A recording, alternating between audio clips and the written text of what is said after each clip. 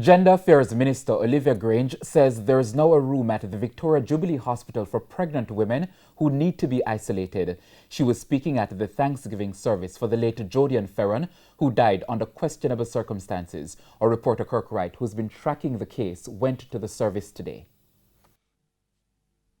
At Jodian's Thanksgiving service, Gender Minister Olivia Grange said she never met Jodian Fearon, but described her as a caring woman who was a victim of uncaring attitudes and unwarranted stigma, even as she was about to give life to her baby.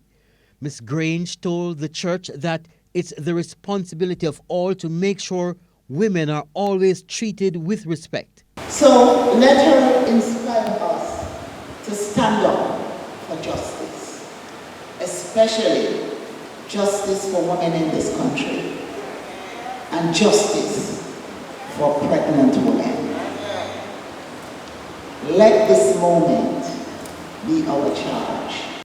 And with that, Ms. Grange says she's seeing to the commissioning of a room at the Victoria Jubilee Hospital in Kingston for pregnant women who need to be isolated. That room was put in place before Jodian's passing, but it was not fully commissioned. And I'm going to ensure that everything that has to be done is done to ensure it's commissioned. I mentioned and had a discussion with the Minister of Health, and he is looking into it. It was an emotional occasion for most, but one that was filled with cheerful songs and lasting memories of Jodian Fearon, a woman who clearly made a lasting impact on all, including her colleagues at the Passport, Immigration and Citizenship Agency, PICA, where she worked up to the time of her death. She was always smiling. She was very brilliant too.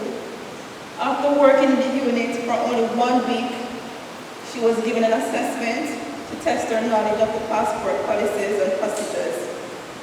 Would you believe that Jodi passed that with flying colors after working with us 1 week?